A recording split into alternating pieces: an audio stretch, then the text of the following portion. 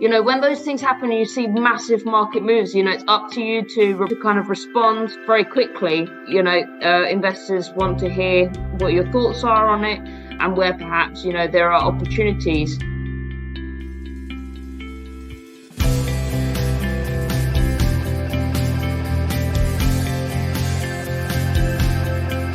Hello everyone, and welcome to the Student Lawyer podcast series. Whether you're at school, sixth form, university, thinking about a career in law, or exploring law careers, you're in the right place. We are the one-stop shop for student lawyers.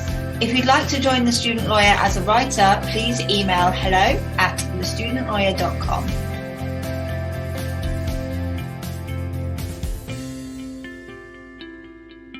Hello everyone, welcome to the Student Lawyer podcast. My name is Stephanie, I'm a future trainee solicitor and I'm the host of today's episode. Joining me today is Daniela Russell, Head of UK Rate Strategy at HSBC. During the episode, Daniela talks about her role at HSBC, explaining what it involves, what she enjoys most about it, and revealing just one of her many work highlights. Daniela also explains what can cause inflation and deflation, how the pandemic and geopolitical tensions have affected the economy, and provides her opinion on when the interest rate may return to 2%. Finally, Daniela reveals how young professionals can develop their commercial awareness and increase their ability to talk about monetary policy issues with ease. So without further ado, welcome to the Student Lawyer, Daniela. It's wonderful to have you here with us today. Thank you so much. Pleasure to be here and speaking to you. The pleasure is all ours. I'm going to get stuck into the questions because I have a lot to ask you. So I was hoping we could start off by asking you to introduce yourself and explain what your role as Head of UK Rates Strategy at HSBC entails. Yeah, sure. So my name, as you said, is Daniela Russell. I started out my career at HSBC as a placement student when I was still at university back many moons ago, working in global research and in fixed income, which, to be honest, I turned up. It was my first interview ever, and I didn't know what a bond was. I'd more or less kind of learnt the definition, but lo and behold, by hook or by crook, managed to get a job within fixed income research, and that was, it's such a incredible and steep learning curve for me, and that experience really kind of gave me confidence when applying for jobs as a kind of a prospective graduate. I then I've worked at various other investment banks and also as a portfolio manager on the sort of the other side of the fence as an investor. So, as you said, my job title is Head of UK Rate Strategy, which sounds all very kind of boring, but essentially kind of talk to investors who are active in government bond markets, basically analysing the market and giving my views about the outlook for interest rates and for government bond yields as well. Very interesting. Doesn't sound boring at all, Daniela. I think it sounds very interesting. And I think that you're very fortunate as well to be able to go into a career profession, if you like, so early on in your professional life. And yeah, just to find a home and to grow within that industry. I think that's really nice to hear. So yeah, well done. It was more by luck than good judgment. But I think the placement experience, and obviously a lot of people do internships as well, are so useful because you can read a lot about what various jobs entails, but you can't really get a true sense until you live it and breathe it. And whilst I found something which I really enjoy, others who were on the same program as me decided that maybe working in a bank wasn't for them. So it was a valuable experience either way. Excellent. Well, thank you for sharing that. So what do you enjoy most about your role, and what has been the highlights of your career? The latter is the second part of that question is a tough one. But I'm sure you've got lots. Certainly, I suppose the variety is one thing. I enjoy kind of getting into the weeds of the market and trying to kind of understand why something which has happened has moved something in a certain way. But also, I love to kind of, one of my favorite parts of the job is to talk to investors about and share my views and have discussions with them and hear back, what they are thinking as well. And so you kind of get the best of both worlds in this career. And, one of the other things about it, which I really enjoy and thrive on is when it's very fast paced. And I suppose that kind of brings me to possibly, the kind of the highlights. And to me, kind of the standout moments are probably around, for example, when the UK voted for Brexit back in 2016 and the election of Donald Trump and, the outbreak of COVID. And, when those big events happen and we had big kind of a pension fund shock back in the autumn of last year after the so-called mini budget, when those things happen and you see massive market moves, it's up to you to kind of respond very quickly. Investors want to hear what your thoughts are on it, and where perhaps, there are opportunities. And, it's a reminder really that kind of what we are looking at is very much relevant to everyday life. What you read and hear on the news about, what the Bank of England is doing, what the government is announcing, both, in the UK and elsewhere, has a real impact on markets. Clearly, it has a real impact on everyday life as well. But it kind of, it's one of the aspects of the job which I really enjoy. You were talking about what you enjoyed most about your role, and it sounds like you've just got a real thirst for knowledge, and able to apply all that knowledge, in a practical sense. So yeah, I can appreciate that. That must give you real job satisfaction. I can relate as well with what you were saying about, your role having kind of like a global reach, if you like. And again, I can appreciate why that would as well give you job satisfaction. One of the reasons why I was attracted to the law firm that I'm going to be starting at is because it's got a global reach. And I think that being able to work on matters and deals which do affect the global economy, I hope that gives me job satisfaction. This is the reason why I kind of went into it. So yeah, I can appreciate that. I think there is that aspect of it, but also because of the global reach, and a global bank like HSBC, it means that I'm very fortunate that I also get to work with colleagues who are in other parts of the world, which is is part of the part of the real draw about HSBC. Yeah, that's really great to know. Thank you for sharing that. So you've mentioned that you were fortunate enough to, I don't want to say fall into this industry, but you were able to test it out, if you like.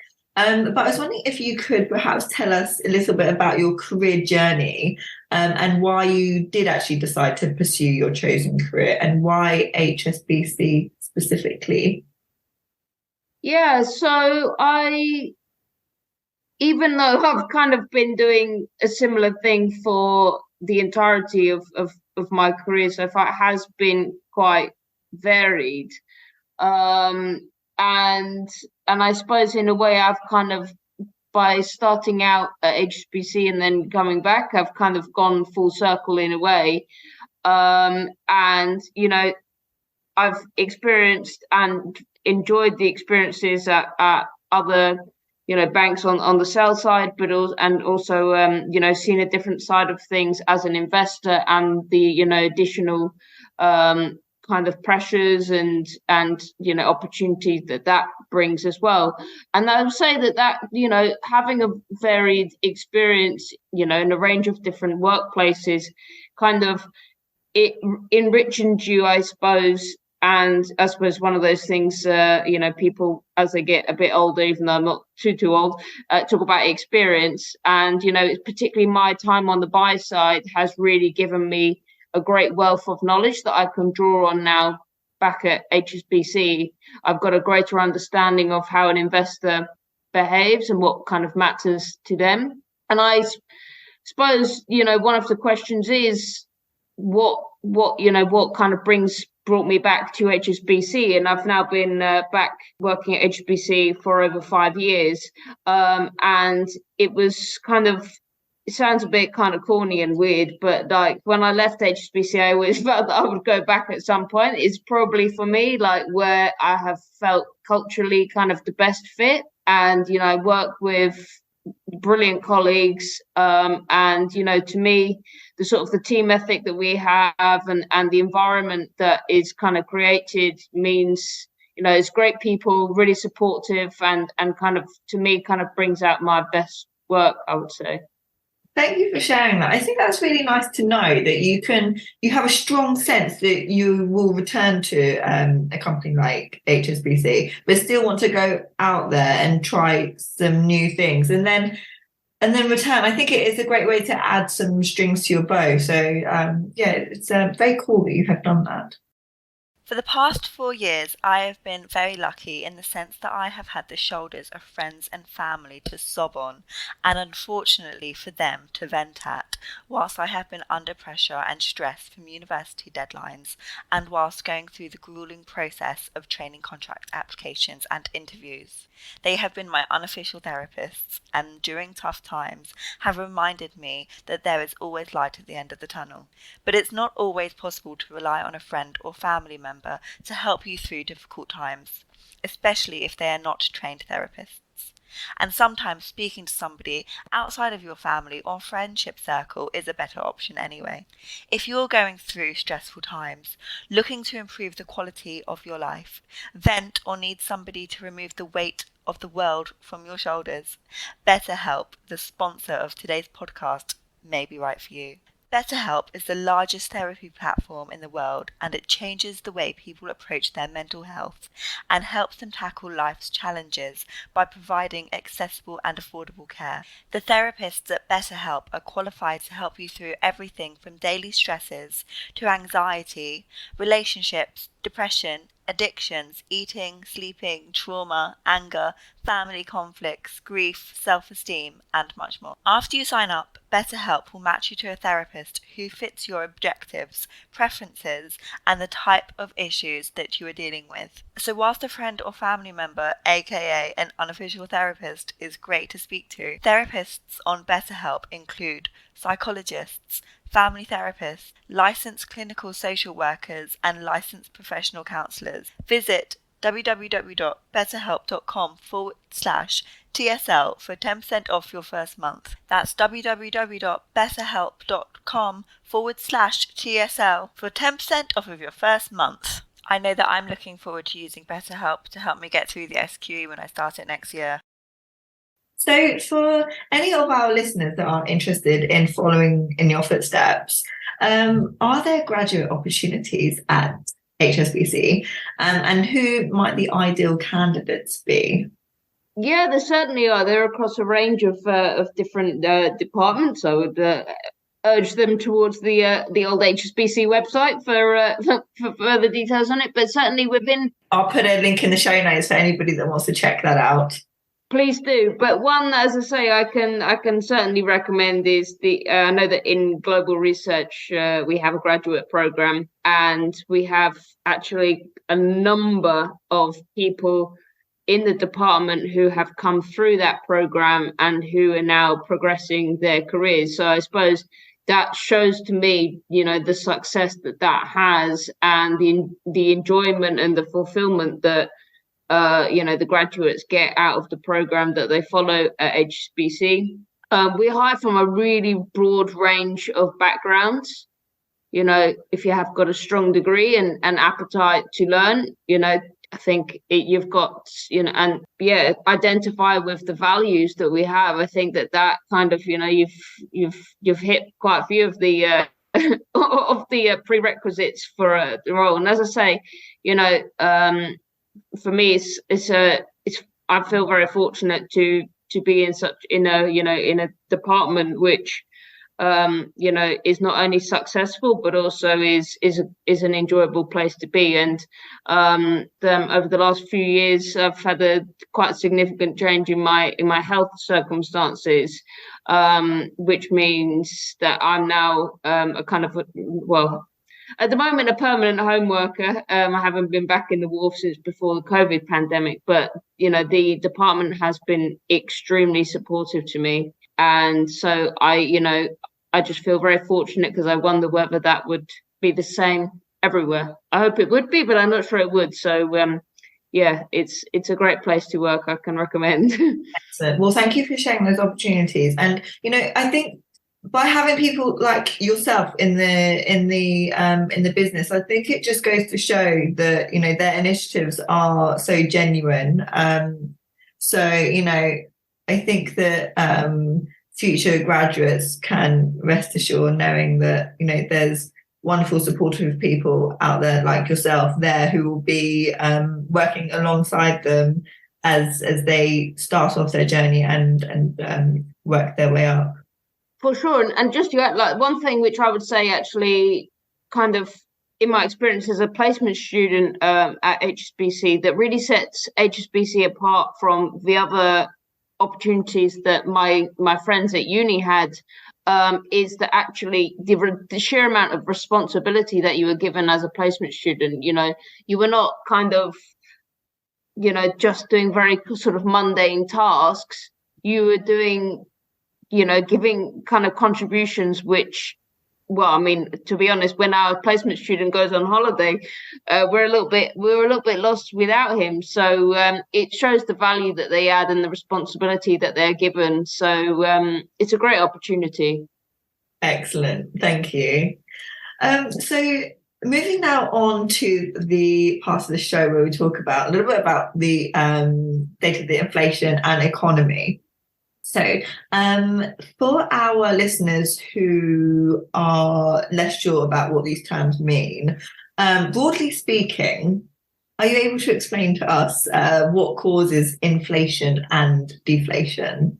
Yeah, well, inflation is certainly the topic du jour at the moment. And yeah, there's a variety of kind of different drivers of it. And kind of often economists will talk about the supply side and the demand side. And, needless to say, inflation at the moment is extremely high. And, there's a range of different factors. On the supply side of that, we have things like, for example, we are still working through the impact of the shortages as a result of the COVID pandemic and how that disrupted supply chains. We'll all remember back at the start of COVID when everyone was stockpiling toilet rolls and everything else, and we had that, and then we obviously kind of got through that shock, and then we had the war in Ukraine, and in particular there was kind of not only the impact on, as they're a big exporter of grain, so bad harvest as well in Europe, such shortages on shelves and prices of those goods. But crucially, the big one being energy prices, which is the impact of that kind of proliferates out so far and wide because it's an input for so many things. We noticed it when we filled up our car.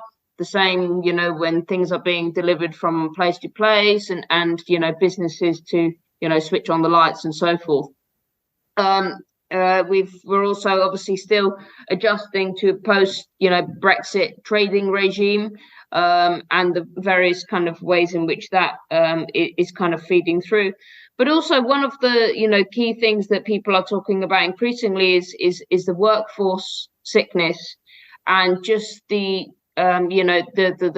fall in kind of labour force participation hasn't recovered since before the pandemic, and the rise in long-term sick is a concern that obviously, as I say again, constrains on the supply side. But really, what we are seeing now is actually the inflation is shifting from the goods side to services. So it's more expensive now to eat out in restaurants, and we hear about things in hospitality where they are under, it's been a real kind of perfect storm for them. Business rates, energy costs, transport, labor, food costs, and all of these things are continuing to feed through.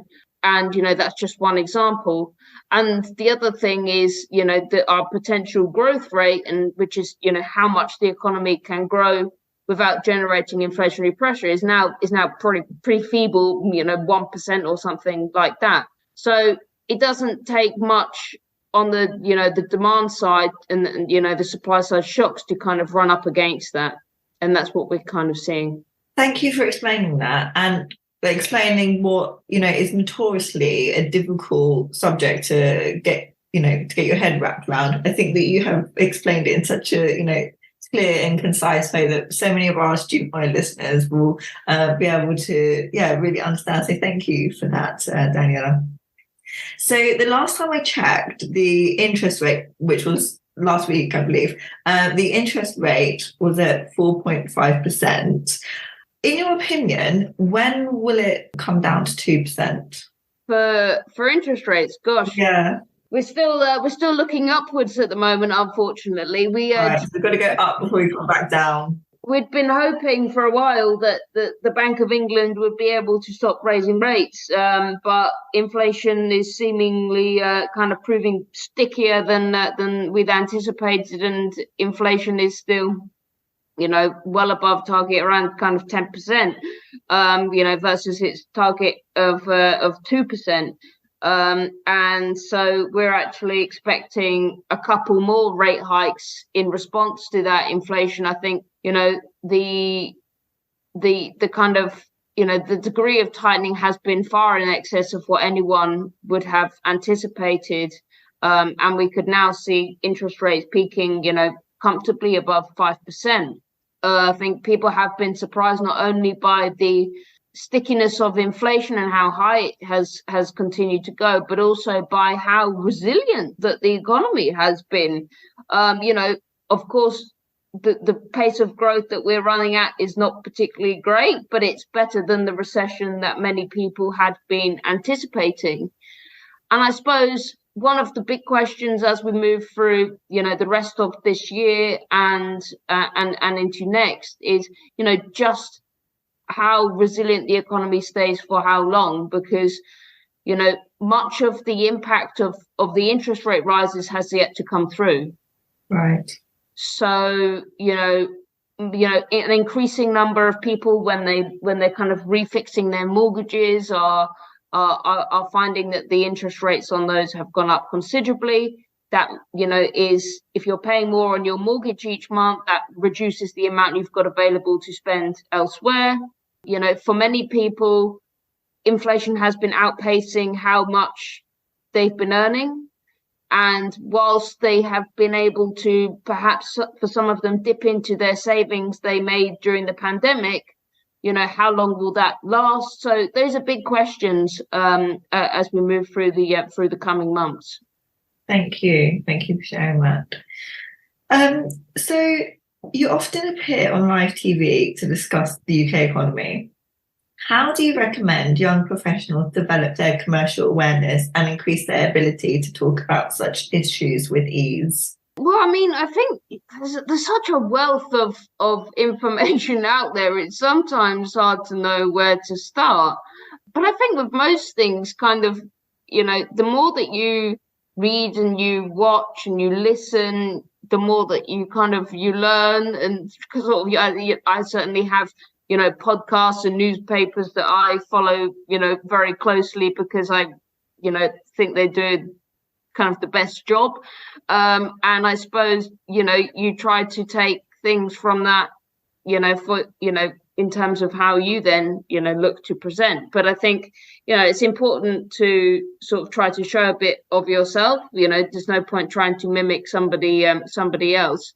But I genuinely in my free time quite like to keep up to date with what's going on, and now, as I say, you've got TV, newspaper, podcasts like this, social media, My go-to's definitely the Financial Times and Sky News in terms of the newspapers. I also really like the Times and the Guardian. Gives me a good mix overall. Those sort of range, and podcasts. I love the politicsy sort of ones. The news agents. The rest is politics. There's also a really good new one called The Power Test. Hard to find time for them all, to be honest, particularly because I'm a big Arsenal fan as well. So keeping up with the football news is a must as well. I love it. Well, thank you for sharing this. I think this is really great advice. I know when I was preparing for my training contract interview, about a year in advance, actually, I was listening to podcasts and reading articles, and I find reading newspaper articles probably a little bit more helpful when it comes to being able to discuss these issues going on. I don't know why, something about actually reading helped me, but I can kind of like echo what you were saying about reading and keeping up with podcasts. I do think that's such an incredible way to do it, but also kind of like meeting up with somebody as well that is also has the same interests as you, and flashing out the points that you have taken from it are great. For sure. I mean, it's always good to get someone else's take. And just because, often, even if you've got a very common interest, they'll have a different viewpoint than you. And it helps you kind of, broaden out and think about something in a slightly different way. Yeah, absolutely. Do you know what? Actually, it just reminds me of something that people would recommend. And that is reading the opinion pieces in articles, because then you really get a feel for what people in the real world are thinking about the matter. So yeah, I think that's great advice. Thank you for sharing that. There's that, and my partner loves to read the comment section at the bottom of the article as well. Yeah, I never get quite that down that far for myself. It's a bit. I do like Twitter, but there's a limit to how far it goes.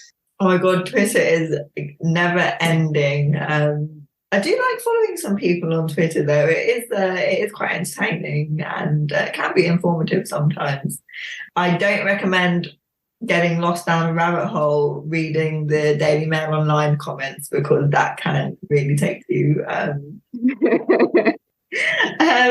So we're coming to the end of the interview now, Daniela. So I was just wondering if you could please offer us any final words of wisdom that you may have. I suppose, kind of in a working context, you're a long time working. So to me, it's kind of important to work in a place where you enjoy being around the other people, and that, you feel comfortable in the environment. And, as I kind of alluded to before, when that happens, I think, the chances are that it'll bring out the best in you and you'll produce your best work. So, if you're looking for there can be no better fulfillment than that, I think, from your kind of your working life. It sounds like HSBC really does provide a very comfortable place for people to become very confident and, just become the best version of themselves. So that's really great to hear. Thank you so much for getting that message across to us, because I don't think that may be such an obvious thing for some people to know. And thank you so much for talking to us about, what's going on in the economy, because again, that's another thing that people don't really know about, and it's difficult to kind of like gauge. So thank you for your contribution. I've had a great time talking to you, and I hope you've enjoyed yourself too. Definitely. Thank you very much for your time, Stephanie. And thank you to everybody for tuning into another episode of the Student Lawyer Podcast, and we'll see you back again here next time.